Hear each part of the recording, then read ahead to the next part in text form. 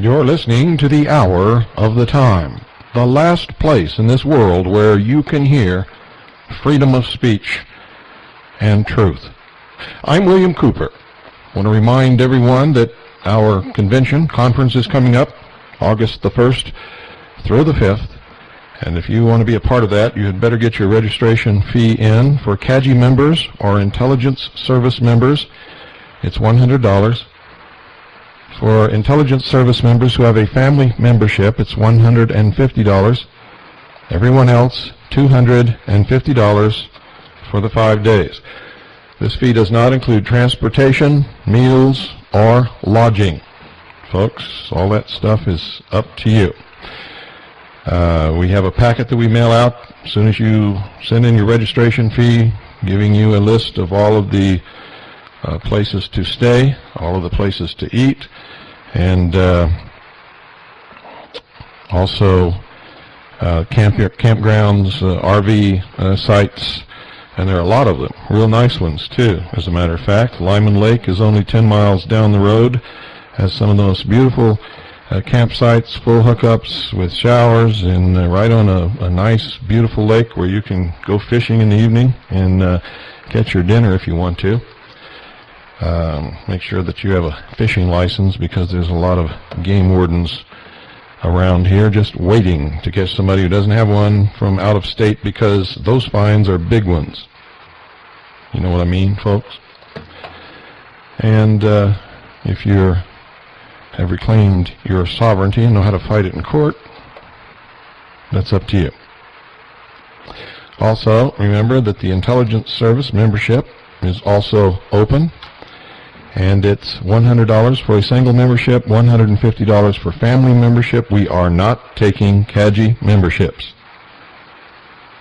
CAGI News Service will be a continuous, ongoing organization. The intelligence service is a quite different ball of wax, folks. Now, tonight, make sure you're paying attention as we continue with our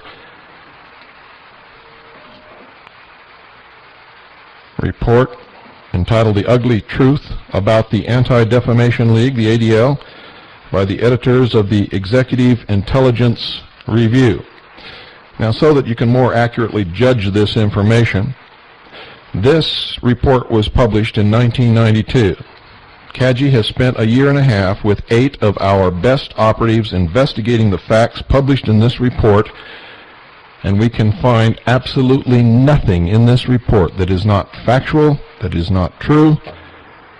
It is a complete, factual, true report.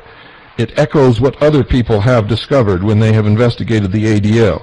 It echoes bits and pieces that we have collected over the years, but they put it all together. We have duplicated their research. It is 100% accurate. And it verifies everything that I have ever said to you, ladies and gentlemen, about how we are manipulated by these people, the Illuminati, the secret societies. For the ADL does not represent the Jewish people. It represents a secret organization, a secret society, a branch of the Illuminati known as B'nai B'rith, controlled by the Scottish Rite of Freemasonry.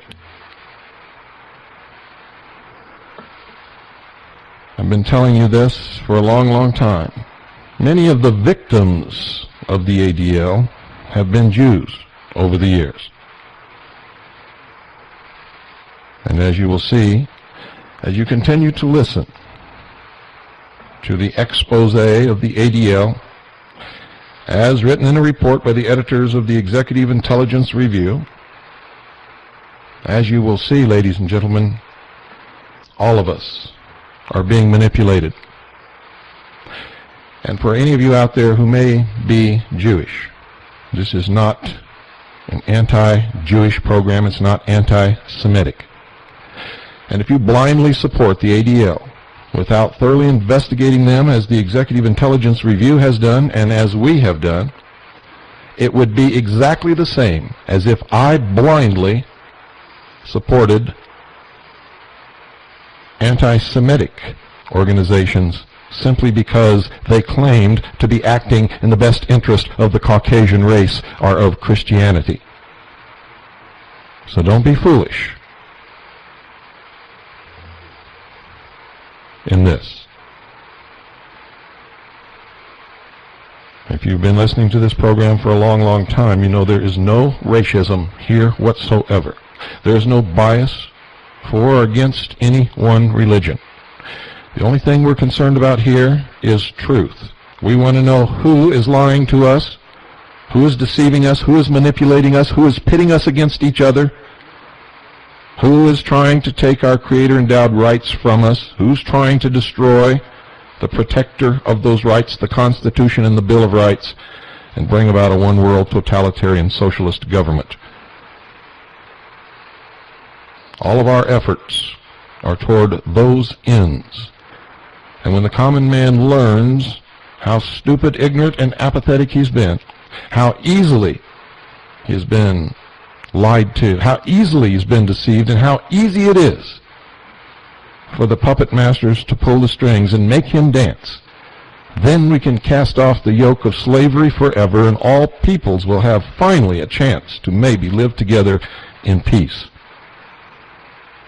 And that is our only hope, is that we, the common, everyday, ordinary people,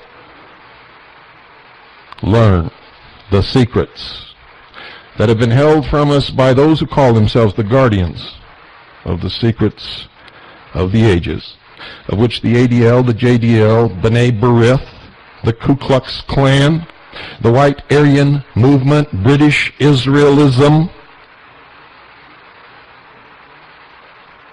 black racism, all of these things are manipulations of those who call themselves the ones with the only truly mature minds, and thus the only ones entitled to rule. Tonight, the ADL peddles the New Age. In the summer of 1989, the entire world was reeling in shock and horror over the discovery of a satanic burial ground on a ranch in Matamoros, Mexico. Dozens of mutilated, cannibalized corpses were discovered. The grisly details of the kidnapping and human sacrifice of one of the cult's victims, Texas college student Mark Kilroy, prompted Texas state legislators to draft a law stiffening the penalties for satanic ritualistic crimes and making it a criminal offense to conduct certain occult rituals. The governor of Texas convened a special session of the legislature to get the bill passed. But, ladies and gentlemen, the ADL, the Anti-Defamation League, while peddling bills all across the country that would make it a crime just to think anti-Semitic thoughts, launched an all-out effort to defeat the Texas crackdown on satanic crimes, branding the bill anti-Semitic. Now, if it was true that the bill was anti-Semitic, it would be an admission by the ADL that Semitic means satanic.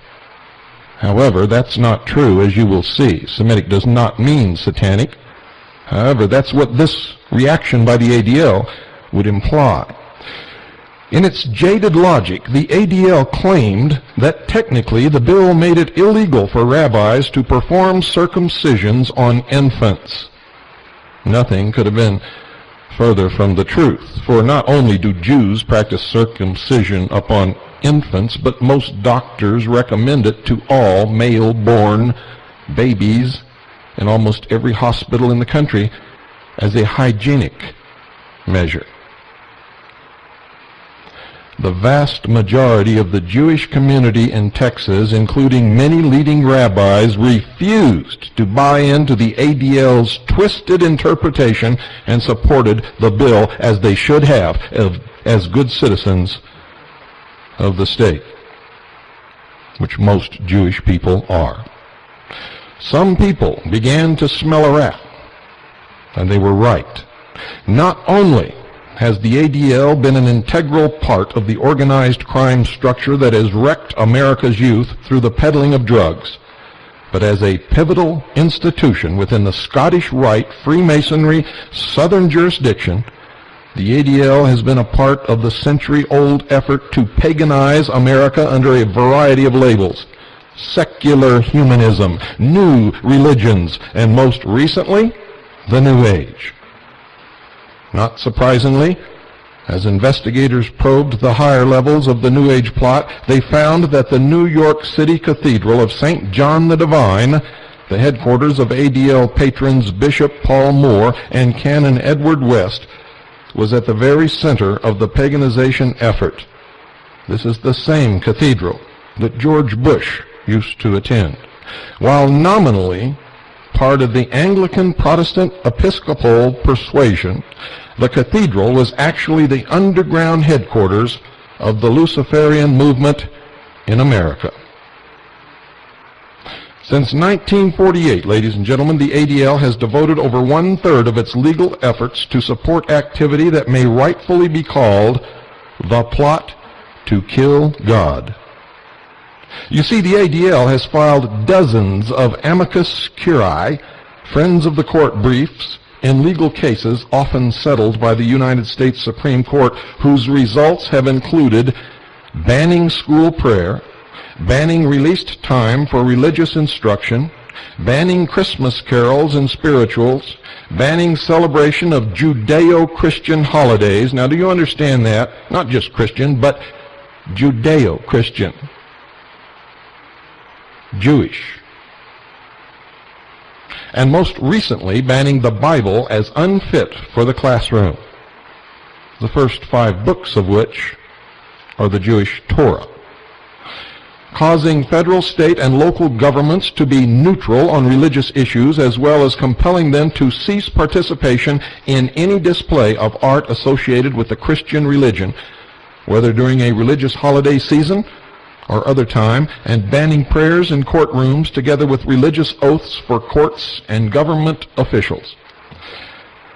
While the ADL has concentrated upon uprooting the traditions of Western Christian civilization from public life, in effect by throwing Christianity out the front door of schools, it has not ever protested as New Age religion has been ushered in the back door now to permeate society.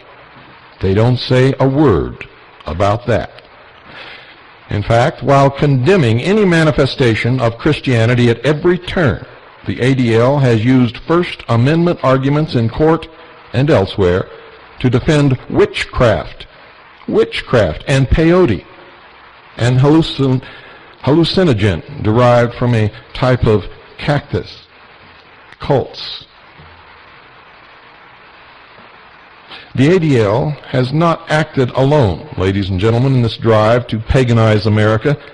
It has enjoyed the assistance of some friends in very, very high places. And don't forget, the ADL is just an arm of B'nai B'rith, which is controlled by the Scottish Rite of Freemasonry. Some of these friends in high places include the highest court in the land. It began in earnest on February the 10th, 1947, when Supreme Court Justice Hugo Black rendered the majority opinion in the case of Everson versus Board of Education. Black, ladies and gentlemen, who was a lifelong member of the Ku Klux Klan and was a 33rd degree Freemason of the Southern jurisdiction of the Scottish Rite, enshrined the following phrase, and I quote, "In the words of Jefferson, the clause against establishment of religion by law was intended to erect a wall of separation between church and state," end quote.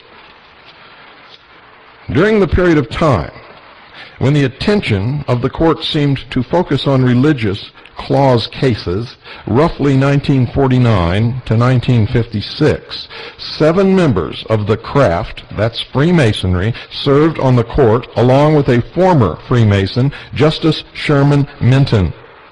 Freemasons continued to dominate the court while most of the decisions to uproot Christianity were made until 1971. The southern jurisdiction of Scottish Rite Freemasonry, to which the preponderance of Supreme Court justices belonged from the period of 1939 to 1971, is the self-described New Age jurisdiction, and that was their term, ladies and gentlemen, not mine and not the editors of the Executive Intelligence Review. That's what they called themselves. Not coincidentally, the magazine, the publication of the Supreme Council of the Southern Jurisdiction of the Scottish Rite was entitled The New Age. As Paul A. Fisher aptly demonstrates in his book entitled Behind the Lodge Door, the original intent of the Religious Establishment Clause by the Founding Fathers who shaped this constitutional instrument was to guard against the states establishing a theocracy of the Roman cult variety that would persecute those practicing the tenets of Western Christian civilization upon which the Republic had been founded. Yet through Justice Black's Wall decision in Everson and hundreds of subsequent federal, state, and local rulings, a Manichaean religious cult is on the verge of establishing a New Age theocracy in the United States today. The Founding Fathers, ladies and gentlemen, whatever problems may have existed with their religion in that regard, they believed that each individual had been created in imago viva Dei, in the living image of God, with a divine spark of reason which they expressed in the principle that all men are created equal under God. The fallacy of the wall of separation cult dogma is shown by the Northwest Ordinance passed in 1787 and readopted in 1789, which provided, ladies and gentlemen, that religion, morality, and knowledge being necessary to good government and the happiness of mankind, schools and the means of education shall forever be encouraged, end quote. And in his farewell address to the nation in 1796, President George Washington declared that, quote, religion and morality are indispensable supports for political prosperity, end quote, and he warned that we could not expect, quote, that national morality can prevail in the exclusion of religious principle, end quote. For it is a fact, without religion, there are no morals.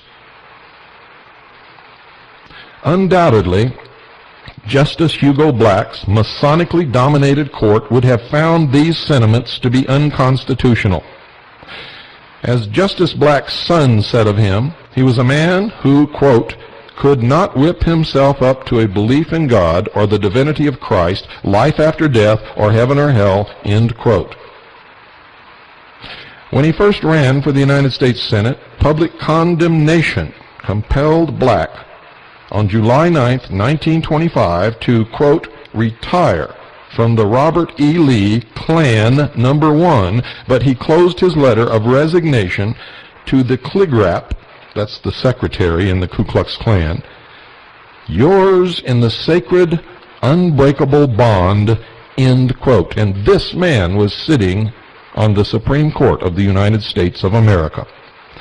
Having won election, Black participated in a secret Klan ceremony witnessed by investigative reporter Ray Spriggle on September the 2nd, 1926, where Senator Black was welcomed back to the Klan with a grand passport of life membership at the Birmingham, Alabama State Klan meeting. At the ceremony, Black swore never to divulge, even under threat of death, the secrets of the invisible empire. And he said, quote, I swear I will most zealously and valiantly shield and preserve by any and all justifiable means and methods white supremacy, all to which I have sworn by this oath I will seal with my blood. Be thou my witness, Almighty God. Amen. End quote. Ironically, ladies and gentlemen, although Spriggle's truthful articles were carried in all the major papers, it was the two flagship journals of American liberalism, The Nation and The New Republic, that chose to believe Black's denials that he was a Klan member in the 1920s, and a scandal that continued after President Franklin Delano Roosevelt appointed Senator Black to the Supreme Court in 1937, and since it has been proven. The ADL, ladies and gentlemen, has been among the strongest upholders of lifelong Ku Klux Klan member and Mason Justice Hugo Black's Wall of Separation decision, beginning a year after the 1947 Everson opinion containing this new language. A history of that involvement can be found in the ADL's pamphlet called Friend of the Court 1947 to 1982, To Secure Justice and Fair Treatment for All, by Jill Donnie Snyder and Eric K. Goodman. In the chapter titled Separation of Church and State, we find the following, and I quote, "Since 1948, ADL has filed amicus briefs in practically every major church-state case, consistently arguing for a strict interpretation of the Establishment Clause. ADL continues to work for a strict separation of church and state, a commitment that dates back to the League's first involvement in an Establishment Clause dispute, McCollum versus Board of Education. In the Everson opinion, the court emphasized in strong language the parameters of the Establishment Clause. ADL stands firmly committed to a strict separation between church and state. The wall of separation must be fortified and strengthened so that the religious freedom dreamed of by Jefferson and the other founding fathers may endure now and forever, an example to the world." End quote. Among the actions in which the ADL has been the historic friend of a Masonically dominated court and of KKKer Justice Black's Wall reinterpretation of the Establishment Clause are: 1. Released time. From the 1948 McCollum case until the present day, the ADL has fought release time from schools, which gives a release for students to participate in religious education. One of the most recent cases was Doe versus Human, which was affirmed when the Supreme Court refused to hear it, and in which the ADL had filed an amicus brief. It resulted in the school system of Gravette, Arkansas, having to end the practice of released time for religious instruction in the schools on a voluntary basis requiring parental approval. In its pamphlet, ADL and the Courts, Litigation Docket 1991, the ADL states that this story time program in Gravette, quote, presents at least two inescapable infringements on the Establishment Clause: impermissible inclusion of religion in the public schools, and forbidden state indoctrination of a particular faith, end quote. Paul D. Human, the superintendent of schools in Gravette, told a reporter for Executive Intelligence Review, quote, "By such cases, the stage is being set for a one-world religion. Kids are being brainwashed to death by the New Age religions, and it has become harder and harder to take a Christian stand. There is no question but that the real agenda of groups like the ADL is to usher in the New Age. The more the New Age is brought in, the lesser the boundaries on moral action. If it's right for you, it's right is the guideline of the New Age. Moral principles are thrown out the window." 2. Parochial aid. The question of public aid for parochial schools was the centerpiece of the Everson decision written by Justice Hugo Black, and there have been dozens of parochial aid suits since then. For over 30 years, one of the ADL's strongest allies in such cases has been Americans United for Separation of Church and State. According to the managing editor of the Scottish Rite Journal, Dr. John W. Bocher, Sovereign Grand Commander C. Fred Kleinknecht relied heavily upon the staff of Americans United for Separation of Church and State to write his call to arms in the November 1991 issue defending Jefferson's, quote, "wall of separation," end quote, which Kleinknecht calls the cornerstone of the Constitution. Now remember, this is the chief high muckety-muck of the Scottish Rite of the southern jurisdiction of Freemasonry. Bocher is himself a member of the National Advisory Council of Americans United Against Church and State that has worked closely with the ADL.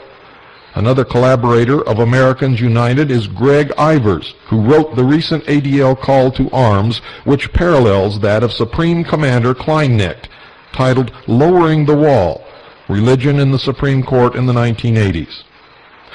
The full import, ladies and gentlemen, of Justice Black's membership in the Southern jurisdiction, New Age, religious cult, and that's exactly what it is, the New Age religious cult, emerges in a letter that 33rd degree Mason and Grand Prior of the Supreme Council, Scottish Rite, MacIlyar H. Licklider, wrote to Justice Harold Burton 2 years after Everson. The letter described Licklider's pilgrimage to the tomb of Jacques de Molay, who had been Grand Master of the Knights Templar. De Molay was condemned as a heretic after Pope Clement V and the French King Philippe le Bel ordered an investigation, which discovered that upon initiation into this crusading order, members were required to spit upon an image of Christ's face. The Templars were shown to be a Manichaean cult, practicing a form of the Middle Eastern Baphomet paganism as an initiation into their inner secrets. You see, their research has confirmed exactly my research and the research of CAGI members that resulted in over 40 hours of airtime of our Mystery Babylon series. After Jacques de Molay was executed in 1314 as 19th century Scottish Rite Supreme Commander, General Albert Pike stated in his book, Morals and Dogma, renegade Templars traveling to Scotland helped King Bruce found a precursor of the Scottish Rite, which is also part of the ritual of the New Age Southern jurisdiction known as the 30th degree Night Kadash, otherwise known as the Holy Night, Night of the Temple, and Degree of Revenge. According to Pike, the Knights Templar were from the very beginning devoted to opposition to the tiara of Rome and the crown of its chiefs. Their object, Pike said, was to acquire influence and wealth, then to intrigue, and at need fight to establish the Johnite, or Gnostic, and Kabbalistic dogma. Isn't it strange that everybody who investigates these secret societies ends up at the same door with the same facts? According to author Paul Fisher, the former Grand Commander of the Scottish Rite, Pike, also asserted that the secret movers of the French Revolution had sworn upon the tomb of de Molay to overthrow throne and altar. Then when King Louis XVI of France was executed in 1793, half the work was done. Thenceforward, the army of the Temple was to direct all its efforts against the Pope. Well, you're all sitting out there, and your worst nightmares are coming true all around you, in the newspapers, during this broadcast. When you go to the store, you find that your dollar is worth less and less. You find that your income is shrinking. You find that taxes are increasing, and hidden taxes that you can't even discover are taking big chunks out of your paycheck. Government is exerting more and more control over every single aspect of your entire life, from the time you get up in the morning, even until after you have gone to bed at night. You know that something terrible is coming. For as I travel around this country, people I've never seen before, they've never heard me. They see an ad in a newspaper or something, they come to my lecture, and before I've even said a word, they come up to me and say, Mr. Cooper, I've never heard anything that you've ever said, but I know something is deeply wrong in this country. I can feel it in my gut, and I hope that you are going to finally tell me what it is. And I've been attempting to do that for many years now. And I'm warning you, the greatest weapon they have against the middle class in this country, against all of us who are free, is the economy. They will pull the plug. when they do, if you have not prepared for that occasion, you will be devastated. And I fully expect that many Americans who are sitting in their living room listening to this broadcast right now saying, this can't possibly be true, it could never happen in America, and it certainly won't happen to me. I fully believe that some of those people will absolutely lose their mind when they realize the depths into which they can be thrown literally overnight. Now, I urge you to call the sponsors of the Hour of the Time, Swiss America Trading, who have stuck with us through thick and thin. They believe in the message that I am attempting to deliver to the American people and to the world. They've taken a lot of flack because of this broadcast, and they'll take a lot more. But you see, they really believe that what we are attempting to do here is right. When they listen to this broadcast, they hear things that they can't hear anywhere else. They know that there's no fear behind this microphone, and they know that I will deliver whatever message is required whenever it is required, and that it will be, to the very best of my ability, the truth. Now, if you realize real worth from this program, if you understand this message, if you deal with someone, I hope that it will be with Swiss America Trading. But if for some reason you cannot or don't want to or can't get along with whoever you're talking to at Swiss America Trading, I want you to deal with someone. I don't care who it is, and I don't care where they're at. You see, if you're not prepared, you can't help us in the final battle that is to come. You'll be devastated, and we will not be able to reach out and help you, or we will bring ourselves down to your level, and we need what we have to fight the battle. So call now, 1-800-289-2646. 1-800-289-2646. Do it now. It will take a tremendous weight off your shoulders. You will be able to rest more peacefully. 1-800-289-2646. You'll be very, very, very glad that you did. Remember, whoever you are, whatever race you are, whatever religion you belong to, the enemy that you perceive is not your enemy. You are controlled by your enemy, and you don't even know it. All of us are controlled by our enemy, except for a small minority who have awakened and refuse to be controlled any longer. The enemy pits us against each other. They teach us to hate each other. They preach lies. They twist Scripture. They twist history. They fake incidents. And so we end up hating each other and fighting each other while they are moving very carefully, surely, and swiftly in the background to enslave us all. And the quicker we all realize this and set ourselves free, for there is no knight in shining armor riding up on a white horse that's going to do it for us. The United States founding fathers well knew the seditious nature of the Scottish Rite, which President George Washington, in a letter to Minister G.W. Snyder, denounced for its diabolical tenets and for having unleashed the pernicious principles of the Jacobin mob during the French Revolution. Now, for those of you who have not studied history, the Jacobin movement was the old Adam Weishaupt Illuminati under a different name. And 3, prayer. These wall of separation cases began in the early 1960s, and they continue today. In the interim, the Supreme Court, with the full approval of the ADL, has been involved in banning non-denominational prayer to a monotheistic God, voluntary prayer and silent prayer in schools, courtrooms, and at other federal, state, and local government functions.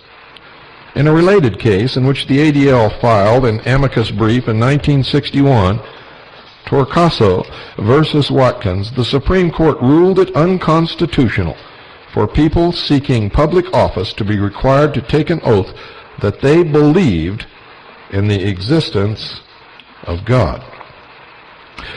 In 1963, with School District of Abington Township versus Shemp, the Supreme Court agreed with the ADL's amicus argument that Bible reading at the start of a school day is unconstitutional. In the recent case of Kenneth Roberts versus Kathleen Madigan, as we shall see, the Supreme Court affirmed the decision of the 10th United States Circuit Court of Appeals that banned the Bible from being in the schoolroom unless a teacher hid it in his desk. It cannot even be on the shelf in the library. In its pamphlet, Friend of the Court, the ADL argues that it is seeking to keep the government completely out of religion and vice versa, lest the Jewish minority be overwhelmed by a Christian minority. Do you understand what I just said, ladies and gentlemen? But at the same time, while claiming to protect Jewry, the Bible is outlawed from the school, even from the school library, which includes, ladies and gentlemen, the Torah. So in the guise of defending Jewry against Christianity, Jews also are prohibited from taking their holy book into school, having it in school, or reading it in the school library. Also from saying prayers. It protects no one. It takes away the right to practice the religion of your choice for all of us, every single one of us. Jew, Gentile, the followers of the Prophet Muhammad, Buddhists, those who follow the Shinto way, Taoism, it doesn't matter. Quote, "The horrible consequences of an officially sponsored religion can be seen in the Crusades and in one of the darkest periods in Jewish history, the Spanish Inquisition. ADL works to ensure a strict separation of church and state so as to protect minority religions. Judaism is a central concern for the League," end quote. Now children saying a prayer in school are carrying a copy of their own personal religious book, whatever it may be, are now compared to the Spanish Inquisition. Do you see how things are twisted, ladies and gentlemen? But the ADL's hostility, rather than being directed against Christianity, is actually directed against the entirety of all of the Judeo-Christian tradition, including Jews, especially Orthodox Jews. It's demonstrated when the ADL filed amicus briefs to ban display of the 10 Commandments in the classroom in cases paralleling the school prayer issue. Perhaps the most ironic case, given the ADL's claims to represent Jewish interests, was its stand in the 1980 Ten Commandments case, Stone versus Graham, where the plaintiffs challenged a Kentucky statute which required the posting of the 10 Commandments in each school classroom. The ADL ended up fighting a small print statement after the last commandment, which read, listen to this, folks, this is what they fought. Quote, "The secular application of the 10 Commandments is clearly seen in its adoption as the fundamental legal code of Western civilization and the common law of the United States," end quote. And this is something that should be taught in every single class which teaches Western civilization, because it is absolutely true. In November 1980, the ADL agreed with the Supreme Court's decision that this was unconstitutional. And 4, Christmas carols, hymns, and spirituals, nearly all of these song forms, which are a most efficient prophylactic to protect children from the horrors of the rock, drug, sex counterculture, and are a bridge to classical music, have been all but banned with the agreement of the ADL from public schools. One recent case, Flory versus Sioux Falls School District, 49-5, grew out of a 1978 school board policy which allowed the singing of Christmas carols, the performance of religious plays, and the display of religious symbols in Sioux Falls public schools. Although the ADL filed amicus briefs at the level of the 8th United States Circuit Court of Appeals and with the Supreme Court, the latter refused to hear the case, thereby affirming the decision of the appeals court that such actions were constitutional, much to the dismay of the Anti-Defamation League. And 5, Equal Access Act. Another decision that drew cries of alarm from both the ADL and the New Age Southern jurisdiction that the wall was being lowered involved the EAA in a June 4, 1990 press release. The ADL said, quote, "The Supreme Court decision today upholding the Equal Access Amendment erodes the wall separating church and state," end quote. The case, Board of Education of Westside Community Schools versus Mergens, involved the efforts of a student, Bridget C. Mergens, to have equal access to school facilities for a Christian Bible study club. According to the ADL release, quote, "The court held that student-sponsored religious clubs in public high schools do not violate the Establishment Clause of the First Amendment," end quote. And of course they don't. In its amicus brief, the ADL argued that the EAA was unconstitutional since it involves the public schools promoting religious activities impermissible from the standpoint of the cult dogma underlying the wall of separation opinion of Justice Hugo Black. In its 1991 ADL in the Court's pamphlet, the ADL describes its amicus brief as having argued the following, quote, "The brief contended that both the legislative history of the EAA and the language of the statute itself reveal its impermissible religious purpose.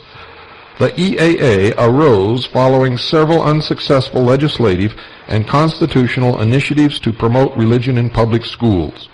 When these efforts failed, Congress adopted the free speech analysis from Widmar versus Vincent, 454 United States Supreme Court Decision 263, 1983, characterizing student religious activity as a protected form of free expression."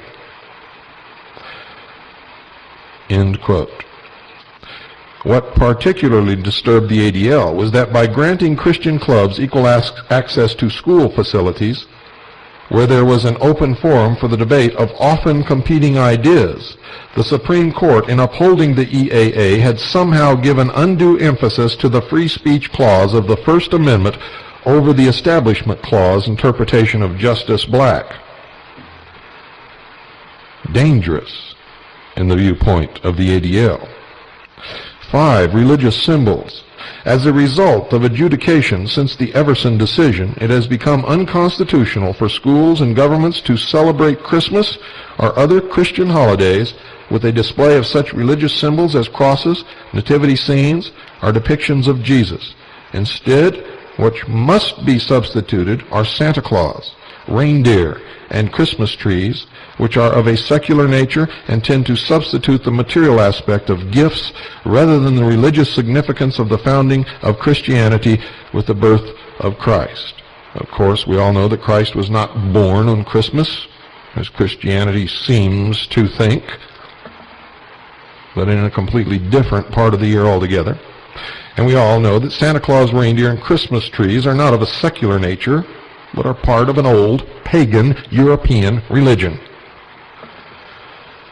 The ADL has participated in a number of such cases. Among the recent ones described in its 1991 ADL in the Court's pamphlet is Doe versus Small, 934F, 2nd, 743, 7th Circuit, 1991. Quote, "At issue in this case was the constitutionality of a public park display of numerous large paintings depicting scenes from the life of Jesus Christ," end quote.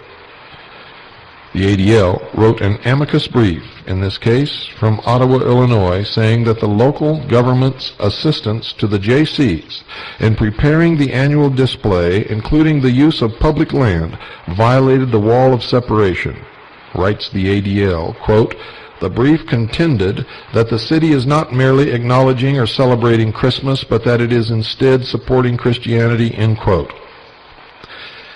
Yet in the case of American Jewish Congress versus City of Beverly Hills, case number CV 90-6521, when the American Jewish Congress filed suit against the Lubavitchers for erecting a menorah to celebrate Hanukkah on public property, the Anti-Defamation League worked out a compromise whereby the menorah could be displayed along with a large Christmas tree on land that did not face public buildings.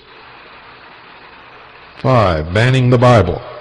On June 29, 1992, the Supreme Court let stand a ruling in the case of Kenneth Roberts versus Kathleen Madigan and Adams County School District number 50, that the Constitution prohibits an elementary public school teacher from silently reading the Bible to himself while his students read secular books. The court declined to review a decision of the 10th U.S. Circuit Court of Appeals that Kenneth Roberts, a 5th grade public school teacher teaching in a suburb of Denver, violated the Constitution by reading the Bible to himself during the classroom's silent reading period. End quote. Now I ask you, ladies and gentlemen, why would anyone care what someone reads silently to themselves during a period when there is absolutely nothing for them to do except wait for the students to finish their assignment? The 10th Circuit had ruled that even having the Bible on top of the teacher's desk in view of the students violates the First Amendment, and Roberts had been forced to hide the Bible in his desk after he was admonished by the principal, Kathleen Madigan. The appeals court also ruled it unconstitutional for Roberts to include 2 Christian books, the Bible in Pictures and the Story of Jesus, in his 240-volume classroom library, among such other books as Tom Sawyer, The Wizard of Oz, and Charlotte's Web. Also in the classroom library were 2 books that contained discussions of Indian religions and a book on Greek mythology, neither one of which the ADL was concerned about. The ADL filed an amicus brief with the 10th U.S. Circuit Court of Appeals to quote ADL in the courts, and I quote, ADL's brief argued that the district court properly denied the injunctive relief when it determined that Roberts was using his role as a teacher to advance religion in violation of the Lemon Establishment Clause test. ADL argued that the Supreme Court has recognized repeatedly that to impressionable school children, religious activities in the public schools convey the message of government sponsorship of religion. This is particularly true when a teacher reads from the Bible in front of students. End quote. Now, someone reading this casually would think that it means that the teacher was reading from the Bible to the students. And of course, he was not. Words can be tricky. And words can tell the truth but convey the wrong meaning, especially to sheeple. However, as even the ADL had to acknowledge, quote, one of the 3 judges in the Court of Appeals panel dissented, charging that the school was converting the Establishment Clause into governmental disapproval, disparagement, and hostility toward the Christian religion, unquote, all of which are forbidden by the Constitution of the United States of America. The ADL's hostility to the basic Judeo-Christian principles upon which the United States was founded is blatant. Its support for overtly satanic or New Age alternatives to Judeo-Christian moral values, while less public, is also clear, very clear, upon close observation. The League's post-Matamoros efforts to sandbag Texas legislation against satanic-related crimes is one case in point. Another case in point, ladies and gentlemen, is the ADL's involvement in one of the most outrageous instances of child sexual abuse in recent memory. The scandal began in Omaha, Nebraska, and many of you have heard about it, but eventually spread to Washington, D.C., implicating officials of the Reagan-Bush White House in after-hours cavorting with male prostitutes. It has been the subject of thousands of pages of news coverage, several criminal trials, and one book, The Franklin Cover-Up, Child Abuse, Satanism, and Murder in Nebraska, written by retired Nebraska State Senator and decorated Vietnam War hero John DeCamp. In late 1988, federal regulators moved in and shut the doors of the Franklin Community Federal Credit Union in Omaha. The institution had been looted into bankruptcy by its founder and manager, Larry King. King, a prominent black Republican Party activist, had been sponsored by some of the most powerful people in town, including the publisher of the only statewide daily newspaper in Nebraska, Harold Anderson, and one of the world's wealthiest men, investment broker Warren Buffett. Following the blowout of Franklin Credit, evidence began to surface that King, along with many of his prestigious local backers, was part of a VIP homosexual cult which regularly tortured and sexually abused area youth in pedophilic orgies. Further investigations, ladies and gentlemen, linked King to Washington lobbyist and homosexual Craig Spence. When Washington bunco cops busted a male prostitution ring in the summer of 1989, Spence's name showed up all over the company's records as one of its biggest spending clients. Spence had high-level White House and GOP connections, and on several occasions had toured the president's home after dark in the company of corporate clients and homosexual prostitutes. According to several accounts, King and Spence were business partners in several callboy services. Back in Omaha, Nebraska, a mad dash to cover up the pedophile activities was launched by local Federal Bureau of Investigation officials and the Omaha Chief of Police, Robert Wadman. Himself a member of the homosexual cult, according to numerous witness accounts, and according to a book recently published, the FBI had a lot of practice covering up this kind of thing, following their director, J. Edgar Hoover, during his tryst with young boys across the nation. Ultimately, King was carted off to federal prison on bank fraud charges, and several efforts to get to the bottom of the pedophile ring were short-circuited. And I might inject here, J. Edgar Hoover was also a 33rd degree Freemason of the Scottish Rite.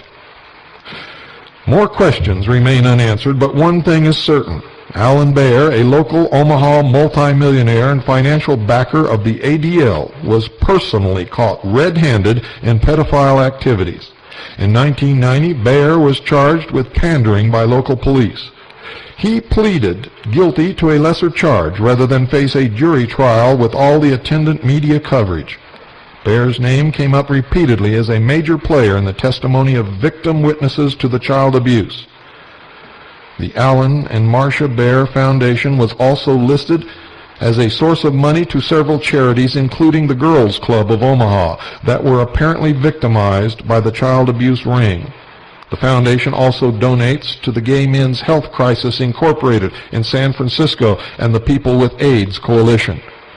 In December 1991, Alan Baer put up the money for a full-page advertisement placed by the ADL, the Anti-Defamation League, in several major newspapers. The ad headlined, quote, "Not all Nazis are living in South America," end quote, was a fundraising pitch for the ADL. Bad judgment on the part of the ADL, or merely one more instance of raising the curtain on who they really are? The ADL showing its true colors? Ladies and gentlemen, you be the judge. Good night, and God bless you all.